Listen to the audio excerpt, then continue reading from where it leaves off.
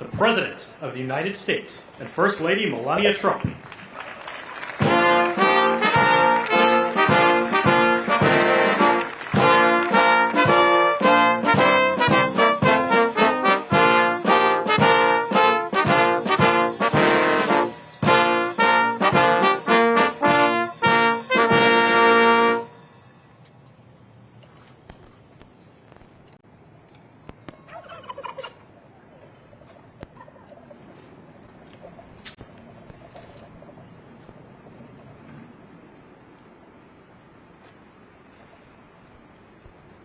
Thank you very much, and I hope you like our new beautiful patio with matching stone to the White House. If this were grass today, you'd be sinking into the mud like they've done for many years, and you would be very unhappy. Please, thank you very much.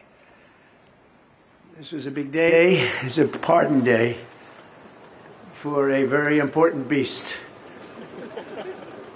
On behalf of the First Lady and the entire Trump family, I want to wish all Americans a very, very happy Thanksgiving. It's a great time of the year, and our country is doing really well, economically like we've never done before.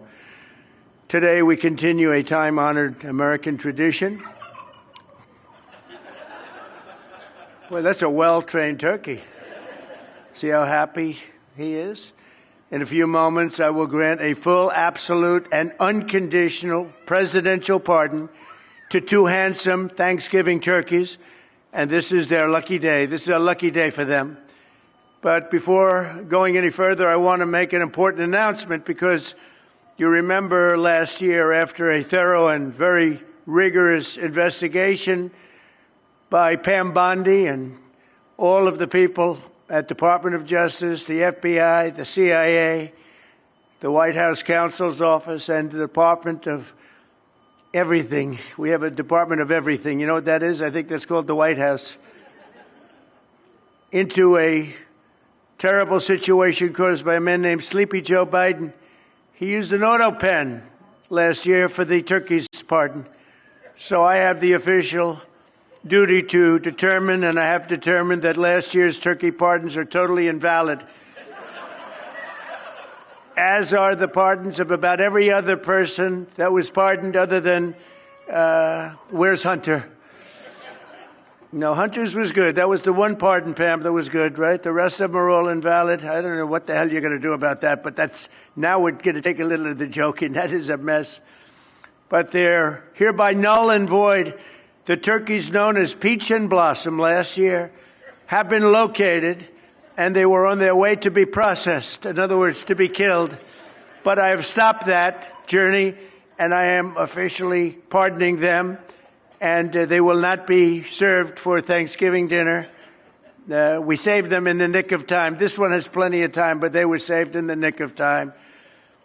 We're thrilled to be joined today by Vice President J.D. Vance, Second Lady Usha Vance, their daughter Mirabelle, and along with Attorney General Pam Bondi, Secretaries Marco Rubio, Scott Bessent, Pete Hegseth, Brooke Rollins, Howard Lutnick, Linda McMahon, Scott Turner, Administrator Lee Zeldin, who's done a great job.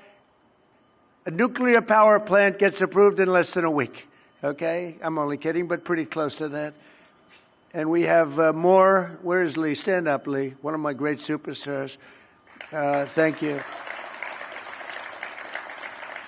Used to take 20 years before you got rejected when you put in an application. Now we're doing them in a matter of weeks, right? And that's why we have the biggest plants anywhere in the world. We're leading in AI. We're leading in everything. Our auto plants are pouring back into our country. Wait till you see the jobs coming with them. But many of them are under construction. But Lee's done a great job in getting those approvals. I appreciate it very much. FBI Director Kash Patel, who's been very busy and doing a great job. Also, thank you, Kash. Along with members of, you got a following, Cash. Along with members of Congress, and in particular, I want to mention Jason Smith and David Rozier. Where are those two guys? Come on, stand up, fellas. What good people. Jason knows more about the tax code than any living human being. He knows so much, we don't even want to hear about it, right? Too complicated. We're going to make it a simpler code. But we did in the great big beautiful bill that was just passed, your imprints all over that, and it's amazing. The biggest tax cuts in the history of our country for middle-income people. The biggest tax cuts in the history of our country for middle-income people. And the biggest jobs bill ever passed. And nobody thought we could get that one done. I'm glad. We actually put 4 years, actually probably 8 or 10 years, but we put 4 years worth of material into one great, big, beautiful bill. So that worked out very well, and I want to thank everybody for working on it. JD, that was a great, well, you know, we were going to do it in small bills. We're going to have 18 bills and do it along the process. I'm glad, Scott, that we got it done, because dealing with these Democrats, I think that was our one shot. But we have it all in one great, big, beautiful bill. Thanks as well to the chairman of the National Turkey Federation and the CEO of Butterball. That's a big deal. Jay Jandren. Where's Jay? Thank you. Stand up, Jay. Thank you very much. Along with his wife, Leslie, and their 3 children, as well as the farmer who raised these 2 magnificent birds, Travis Pittman and Wayne County, North Carolina. I won Wayne County by a lot. That means you had to vote for Trump, I think. I won by 92%. I like Wayne County. They're doing all right? And this is like a record-setting turkey that's going to be saved. The turkeys being pardoned today go by the names of Gobble and Waddle. When I first saw their pictures, I thought we should send them, I shouldn't say this. I was going to call them Chuck and Nancy. But then I realized I wouldn't be pardoning them. I would never pardon those 2 people. I wouldn't pardon them. I wouldn't care what Melania told me. Darling, I think it would be a nice thing to do. I won't do it, darling. These are 2 of the largest turkeys ever presented to an American president, over 50 pounds each. It's the largest we've ever had. And those are big turkeys. Are they as good as the normal-sized turkey? Better or as good? Do they tend to be a little fatty, maybe? No, he said no. He knows the turkey business. Anyway, despite their size, Secretary Kennedy has formally certified that these are the first ever Maha turkeys. I don't know if I agree with that. These are Maha. In other words, they could be fat, but they're still Maha. They've been fattened on a steady diet of grass, beef, to allow the smoothies and all of the other things that they've been eating for this occasion. This was a really big occasion. But they've eaten every fattening food that you can eat. We wanted to really make them special, and they really are. They're like record-setting. I've never seen a turkey that big before. Are they violent at all? Will they attack as I walk over? Because if they were, I'll stay right up here. But as you know, we're a tough-on-crime administration. We are tough on crime. You know, our border had 0 people coming in for the last 7 months, right? 0. I mean, even I find that hard to believe. They had millions and millions of people pour into our border from prisons, from mental institutions, gang members, drug dealers. They poured in to our country like we were stupid people. We're not stupid people anymore.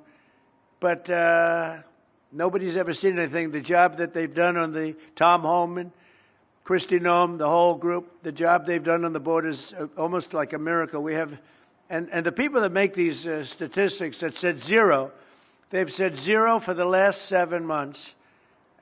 It has to be like a few people got in, but they say 0. And they're radical left Democrats to do the scoring.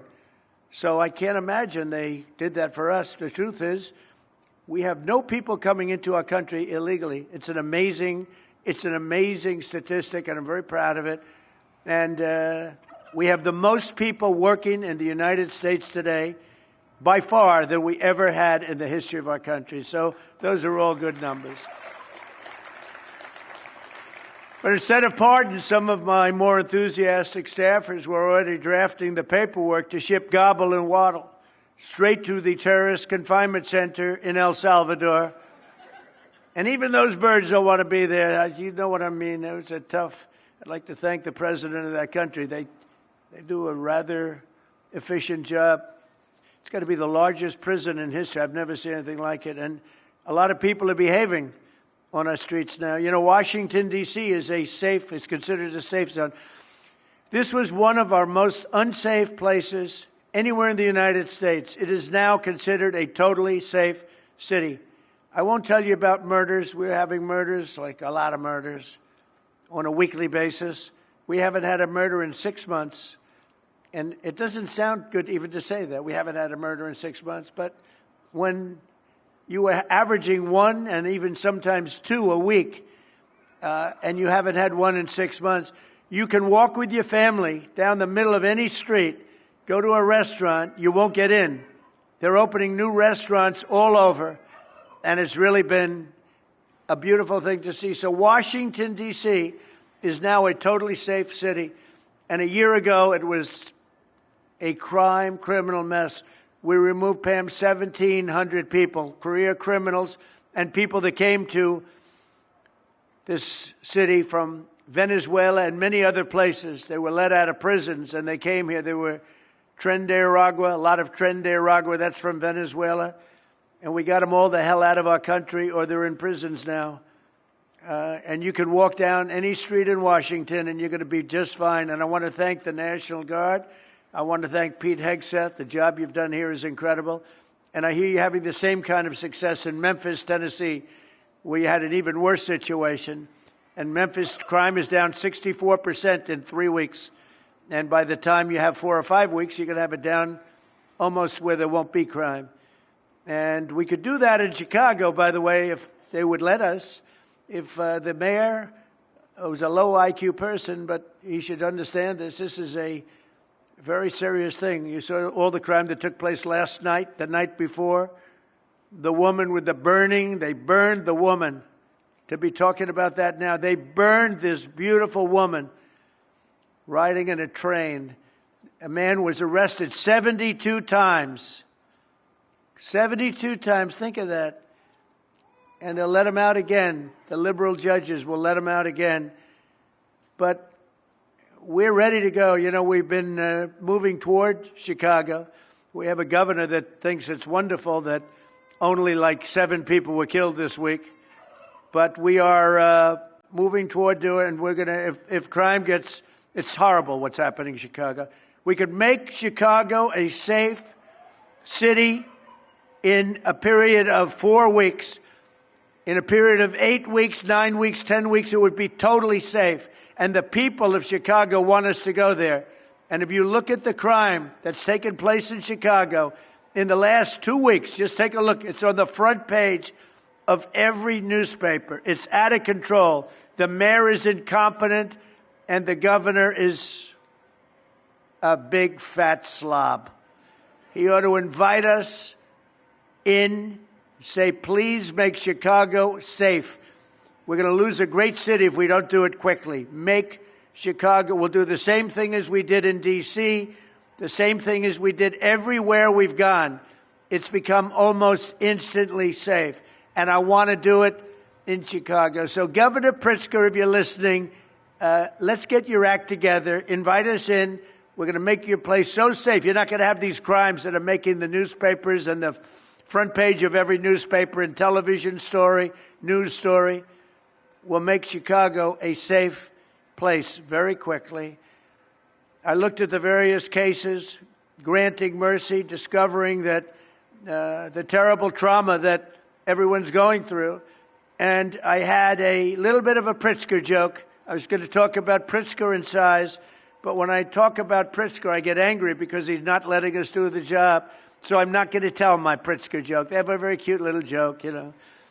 Some speechwriter wrote some joke about his weight. But I would never want to talk about his weight. I don't talk about people being fat. I refuse to talk about the fact that he's a fat slob. I don't mention it. On a more serious note, as we gather around the dinner table, I'd like to lose a few pounds too, by the way. And I'm not going to lose it on Thanksgiving, I can tell you that. Because I'm going to have a turkey, but it's not going to be that one. I hope all Americans will have the chance to enjoy the fellowship of family and friends and renew our faith in God's providence. 1 year ago, we were a dead country 1 year ago. The King of Saudi Arabia said it to me. He said it to me actually 4 months ago when I was in Saudi Arabia, Qatar, UAE. He said, you know, 1 year ago, the United States was a dead country, and now you've got the hottest country anywhere in the world to do. We're the hottest country. We have $18 trillion being invested as of now. We're not even close to being 1 year. The most ever was $2 trillion for a certain country I won't name when during the last administration. In 4 years, they had less than $1 trillion being invested in the country. In 9 months, we have over $18 trillion. It's a number that nobody has ever even thought possible. And that's in building plants and building so many things, investments in our country. Nobody's ever seen anything like it. But we have more people working. We have more people praying. The churches are coming back. I don't know if you've been reading that story, but religion is coming back to America. Some people say, oh, why would you mention that? To me, that's a big deal. And this Thanksgiving, we're also making incredible strides to make America affordable again. Walmart announced that the cost of their standard Thanksgiving meal is 25% lower than just 1 year ago. That's a big deal. According to the USDA, the price of Thanksgiving turkey is down 33% from its Biden era highs. Potatoes are down 13%. Ham is down 15% compared to last Thanksgiving. So we are down to a level that we haven't seen in a long time. Egg prices are down 86% since March, and gasoline will soon be hovering around $2 a gallon. Under our leadership, we passed the largest tax cuts in history, the largest spending cuts in history, the largest regulation cuts in history, and we have fully secured our southern border. I've also ended 8 wars in 9 months, and we're working on that final war. It's not easy, but I don't know. I think we're going to get there. 25,000 soldiers, Ukraine, Russia. In the last month, 25,000 soldiers have died. So I think we're getting very close to a deal. We'll find out. I thought that one would have been gone quicker. We did 8. I thought that would have been an easier one, but I think we're making progress. In less than 1 year, we've accomplished more than most other administrations have accomplished in 8 years. And this is a very special Thanksgiving. We thank God for His many blessings and the great success that this country has seen in the short period of time. We draw strength from the love of family and friends, and we express our undying gratitude for the men and the women of the United States Armed Forces. We love them. We pray that peace and prosperity will continue to bless our land, and together we'll really just keep this great drive going to make America great again. MAGA, I think it's the greatest expression in the history of politics. Make America great again. So once again, Melania, thank you for doing such a great job and being such a great First Lady. And now let's go and give Waddle. Waddle, by the way, is missing in action, but that's okay. We'll pretend Waddle is here. The gift that they've been waiting for. And I'll move over and I will just say very nicely, gobble your pardon. Come on, let's say it in front of Gobble. Thank you very much, everybody.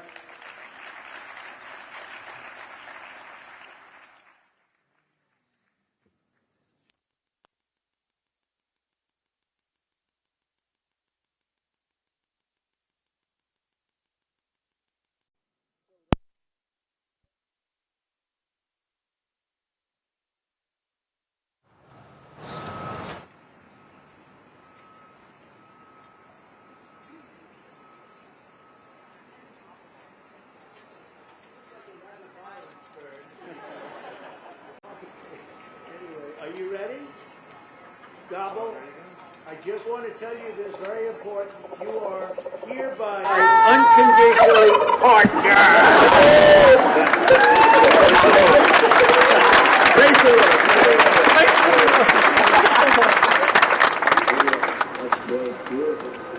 That's nice. Who would want to harm this beautiful bird? That's great. Thank you very much. Fantastic job. Thank you very much. Thank you very much, everybody.